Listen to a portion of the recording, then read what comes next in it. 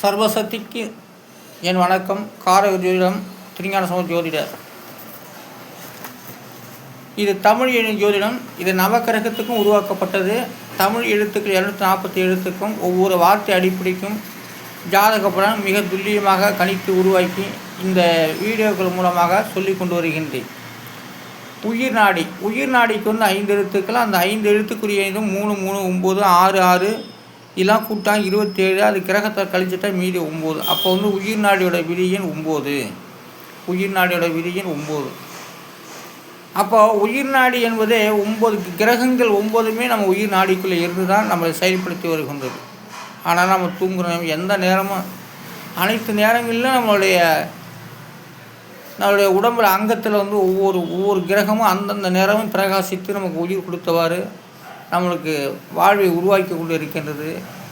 என்னென்ன பேசணும், என்னென்ன செய்யணும் என்பதெல்லாம் அந்த நாடியின் மூலமாக நம்மளை உருவாக்கி செயல்படுத்தி கொண்டு வருகின்றது. அதனால் உயிர் நாடியோட விதியின் 9.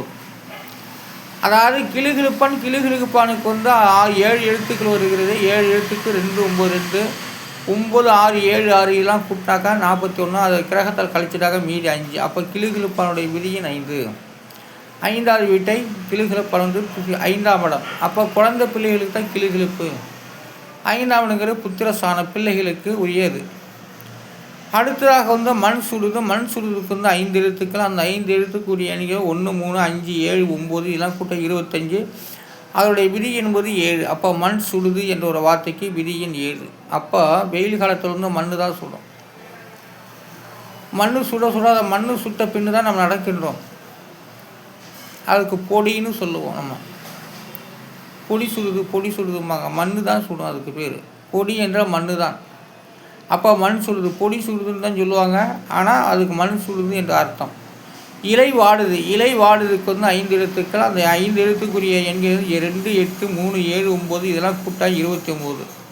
அது கிரகத்தால் கழிச்சிட்டாக மீதி 2. அப்போ இலை வாடுது. இலை 2ஆம் இடம். அந்த 2ஆம் இடத்துக்கு பலன்கள் வருகிறது. இலை வாடுது என்ற 2ஆம் இடம். வாடுது அப்படி என்ற ஒரு வார்த்தைக்கு இலை வாடுது என்ற வார்த்தைக்கு விதியில் 2. அப்போ 2ஆம் இடம் வந்துச்சுனாக்கா இலை வாடுது.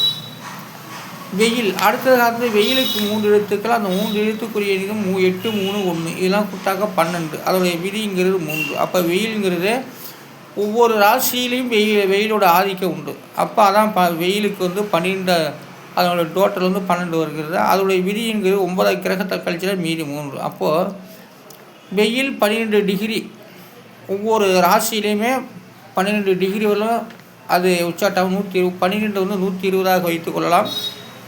வெயிலுக்கு 3 எழுத்து. அந்த 3 எழுத்துக்குரிய 8 3 1 அதெல்லாம் கூட்டாக்க 12.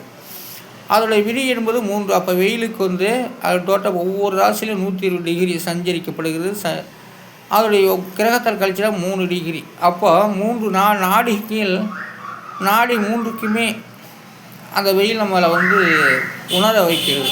அடுத்தாக மயக்கத்துக்கு 5 எழுத்துக்கள். அந்த 5 எழுத்துக்குரிய எண்ணிடம் 1 2 7 1 7 எல்லாம் கூட்டாக 18. அதோடைய விதி என்பது 9. அப்போ மயக்கம் என்று சொல்லுக்கு 9ஆம் இடம். 9ஆம் இடம் தான் மயக்கம். 9ஆம் இடத்தை பாவக்கிரகம் இருந்துவிட்டால் அந்த மயக்கத்தை உருவாக்கும். அப்போ 9ஆம் இடத்துல பாவக்கிரகம் மயக்கம். அது 9 கிரகத்துக்கும் நவ கிரகத்தையும் அது உணர்ந்த பின்ன தான் நமக்கு மயக்கத்தை உருவாக்கும். ஆனால் மயக்கம் என்று சொல் கிரகம் 9க்குமே உண்டு. ஆனால் அடுத்ததாக அனலுக்கு 3 எழுத்து. அந்த 3 எழுத்துக்குரிய 1 9 1 அதில் கூட்டாக 11. அதோடைய விதி என்பது 2. இப்போ அனலுக்கு விதியின் 2ஆம் இடம். அடுத்ததாக அசந்து என்ற சொல்லுக்கு வார்த்தை 4 எழுத்துக்கள். அந்த 4 எழுத்துக்குரிய 1 3 5 9 இதெல்லாம் கூட்டாக 18. அதோடைய விதி என்பது 9. அப்போ மயக்கம் 9 அசந்து 9 தான் வருது. அப்போ அசந்து போனாலும் மயக்கம் தான், மயக்கம் வந்தாலும் அசந்து தான் போகும். அதனால் மயக்கம் 9ஆம் இடம். அசந்து என்ற சொல்லுக்கு விதியின் 9ஆம் இடம். அடுத்ததாக டிகிரிக்கு 12. அதோடைய விதிங்கிறது 3. அப்போ டிகிரிக்கு 3 எழுத்துக்கள். அந்த 3 எழுத்துக்குரிய 6 2 4 எல்லாம் கூட்டாக்க 12. அதோடைய விதி என்பது 3. அப்போ டிகிரிங்கிறது ஒவ்வொரு ஸ்தானத்துக்கும் ஒவ்வொரு ராசி வீட்டுக்கும் 120 டிகிரி. அந்த 120 12 120 ஆக்கிக்கணும். அது எப்படி ஒவ்வொரு நாளைக்கு வெப்பங்கள் வருது, ஒவ்வொரு மாதம் எப்படி வெப்பங்கள் டிகிரி எந்த கோணத்தில் வருகிறது என்பதெல்லாம் அன்றாட நம்ம செய்தித்தாள் தெரிஞ்சுக்கிறோம். ஆனால் டிகிரி 120. ஆனால் டிகிரி என்றால் 100 டிகிரி, இது 12 ஸ்தானத்துக்கும் குறிப்பிட்டு வருகிறது. டிகிரி இப்படி விதியின் 3. கெஜம், கெஜத்துக்கு 3 எழுத்துக்கள். அந்த 3 எழுத்துக்குரிய எண்ணில் 4, 5, 4, 3, 7 எல்லாம் கூட்டாக்க 14. அதோடைய விதி என்பது 5. கெஜம், கெஜத்துக்கு வந்து விதியின் 5. 5ஆம் எழுத்து பலனாக வருகின்றது. 4, 3, 7, 10, 14. 14 விதியின் 5. அப்போ கெஜம் 14 அங்கலம், அதோடைய விதி என்பது 5. அப்போ வந்து 5 கெஜம், 5, 3, 15. இப்போ 14 தான் வருது. அப்போ குறையும். கெஜமெல்லாம் குறையக்கூடிய அளவுக்கு இடம் உண்டு. கெஜம் வந்து 5 கெஜம் 15. ஆனால் இது டோட்டல் வந்து கெஜத்துக்கு 3 எழுத்து. 4, 3, 7 எல்லாம் கூட்டாக 14. அப்போ 14 அதோடைய விதி என்பது 5. அப்போ வந்து 14 வந்து கிரகத்தால் கழிச்சுட்டா மீறி 5 கெஜம். கெஜத்துடைய அப்போ வந்து கெஜத்துடைய விதிங்கிறது 5. அடுத்தது காலை செலவு. காலை செலவு வந்து ஒவ்வொரு மனிதன் எவ்வளோ செய்கிறாங்கங்கிறத சாதாரண மனிதர்களே 30 ரூபா, 40 ரூபா, 50 ரூபா, 100 ரூபாய்க்குள்ளே செலவு செய்வார்கள். ஆனால் இங்கே பாருங்கள், காலை செலவுங்கிறது காலை செலவுக்கு வந்து 5 எழுத்து. அந்த 5 எழுத்துக்குரிய 8, 8, 6, 4, 7 எல்லாம் கூட்டாக 33. அதோடைய விதி என்பது 6. அப்போ காலை செலவு வந்து தமிழ் எண்ணை பிரகாரம் 33 ரூபா செலவு பண்ணணும்னு சொல்லுது. அதோடைய விதிங்கிறது 6. அப்போ வந்து காலை செலவு அதுவும் விரைய சாணத்தில் தான் வருகிறது. விதியின் 6 என்று சொல்வது விரைய சாணம். காலை செலவு விதியின் 6. மாலை செலவு அதையும் விதியின் 6 தான். அப்போது மாலை செலவுக்கு வந்து 8, 8, 6, 4, 7 எல்லாம் கூட்டாக 33. அதோடைய விதி என்பது 6. அப்போ மாலை செலவுக்கு வந்து விதியின் 6. குடும்ப செலவுக்கு வந்து 7 எழுத்துக்கள். அந்த 7 எழுத்துக்குரிய எண்ணிதான் 3, 7, 7, 9, 6, 4, 7 எல்லாம் கூட்டாக 43. அது கிரகத்தை கழிச்சுட்டா மீதி 7. அப்போ குடும்ப செலவுலாம் 7ஆம் எழுத்து பலனாக வருகின்றது. அடுத்ததாக வீண் செலவு. வீண் செலவு, குடும்ப செலவு, வீண் செலவு ரெண்டும் ஒன்று தான் ஆகுது. அப்போ வீண் செலவுக்கு வந்து 5 எழுத்து. அந்த 5 எழுத்துக்குரிய எண்ணி தான் 4, 3, 6, 4, 7 எல்லாம் கூட்டாக 24. அதோடைய விதி என்பது 7. அப்போ வீண் செலவும் 7 தான், குடும்ப செலவும் 7 தான். அதனால் வந்து ஒவ்வொரு வார்த்தையும் எல்லா வீண் செலவு, குடும்ப செலவு எல்லாமே கணக்கில் வருது. தமிழ் என்கிறது பிரகாரம் கணக்கில் வந்து மாட்டிக்குது எல்லாமே. ஆனால் பாருங்கள் என்ற ஒரு வார்த்தைக்கு வந்து பாடுங்கள் என்ற ஒரு வார்த்தைக்கு வந்து 5 எழுத்துக்கள். அந்த 5 எழுத்துக்குரிய எண்ணில் 7, 5, 8, 1, 4 எல்லாம் கூட்டம் 25. அதோடைய விதி என்பது 7. அப்போ பாடுங்கள் என்ற ஒரு வார்த்தைக்கு வந்து விதியின் 7. 7ஆம் இடம் தான் பாடக்கூடியது. நல்ல செலவு பாருங்கள். நல்ல செலவுக்கு 6 எழுத்து. அந்த 6 எழுத்துக்குரிய எண்ணிதான் 8, 1, 4, 6, 4, 7 எல்லாம் கூட்டாக 30. அதோடைய விதி என்பது 3. நல்ல செலவுலாம் 3ஆம் இடத்து பலனாக வருகின்றது. காலை செலவு 6ஆவது விதியின், மாலை செலவு 6ஆவது விதியின். அப்போ நல்ல செலவு விதியின் 3. கிள்ளிக்கு 3 எழுத்துக்கள் வருகிறது. அந்த 3 எழுத்துக்குரிய எண்ணிக்கை தான் 2, 1, 5 எல்லாம் கூட்டாக 8. அப்போ கிள்ளி வந்து 8ஆம் இடத்து பலனாக வருகின்றது. வானவர்கள். அடுத்ததாக வானவர்களுக்கு வந்து 6 எழுத்து. அந்த 6 எழுத்துக்குரிய எண்ணு 3, 9, 5, 9, 1, 4 எல்லாம் கூட்டாக 31. அது கிரகத்தை கழிச்சிட்டாக மீதி 4. அப்போ வானவர்களுடைய விதியின் 4. திருநங்கை. திருநங்கை வந்து 7ஆம் இடம். 5 எழுத்துக்கள் அந்த திருநங்கைக்கு. அந்த 5 எழுத்துக்கும் எண்ணிக்கையும் 8, 5, 8, 8, 5 இதெல்லாம் கூட்டாக 34. அதோடைய விதி என்பது 7. அப்போ வந்து திருநங்கையோட விதியின் 7. அப்போது காதல் என்ற ஒரு வார்த்தையும் 7ஆம் இடம் தான். திருநங்கையோட விதி இன்னும் 7ஆம் இடம் தான்.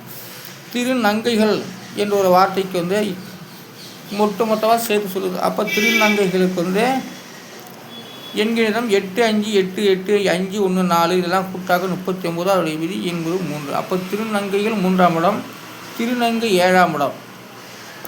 திருவாளர் என்ற ஒரு வார்த்தை உயர்ந்த சொல்லது. அது திருவாளர் என்ற ஒரு வார்த்தைக்கு விதியின் 5. அதற்குரிய எண்களிடம் 8, 5, 3, 7, 9 இதெல்லாம் கூட்டாக 32. அதோடைய விதி என்பது 5. திருவாளர் என்ற ஒரு வார்த்தைக்கு விதியின் 5. திருமுகு. அடுத்த திருமுகுக்கு 4 எழுத்துக்கள். அந்த 4 எழுத்துக்குரிய எண்ணிக்கை 8, 5, 2, 3 இதெல்லாம் கூட்டாக 18. அது விதி என்பது 9. அப்போ திருமுகு, திருவாளர் பெரியவங்க, உயர்ந்தவர்கள். திருமுகு அவர்கள் நல்லவர்கள் தான். மதிப்பு கொடுக்கறது. திருமுகு என்றால் மதிப்பு கொடுக்கறது. ஆனால் திருமுகு என்ற ஒரு வார்த்தைக்கு 8, 5, 2, 3 அது கூட்டாக 18.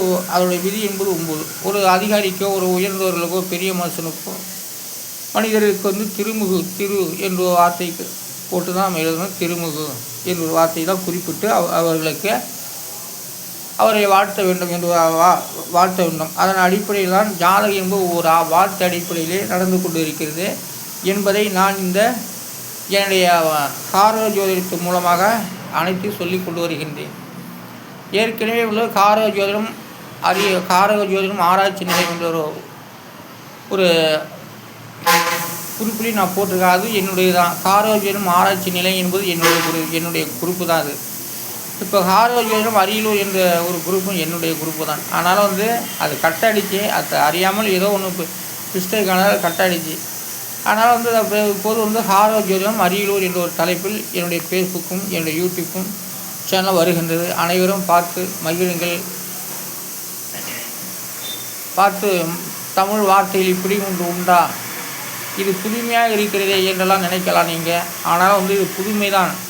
ஒவ்வொரு வார்த்தை ஜாதகம் என்பது ஒரு வார்த்தை அடிப்படையிலே நடந்து கொண்டு இருப்பதை தான் நான் இதை உறுதியாக நான் சொல்லி கொண்டு வருகின்றேன். ஆனால் ஜாதகம் என்பது ஒரு வார்த்தை அடிப்படையில் அது தமிழ் எழுத்து மூலமாகவே அத்தனையும் தனித்தனி எண்களும் கொடுக்கப்பட்டு அவைகள் அனைத்தையுமே நான் ஆய்வு செய்து என்னுடைய காரக ஜோதிடம் ஆராய்ச்சி நிலையத்தின் மூலமாக காரக ஜோதிடம் அரியலூர் மூலமாக இதை சொல்லி கொண்டு வருகின்றேன். இது என்னுடைய தனிப்பட்ட கருத்துக்கள், தனிப்பட்ட ஒரு தமிழ் எண் ஜோதிடம். தனிப்பட்ட முறையில் நான் எடுத்திருந்தாலும் எல்லாம் அனைத்தும் சரியாக உள்ளது. 12 சாணத்துக்கும் வார்த்தை அடிப்படை ஜாதக பலம் முன்னோர் எழுதப்பட்டதை இந்த எண்கிழித மூலமாக நான் அதை ஆய்வு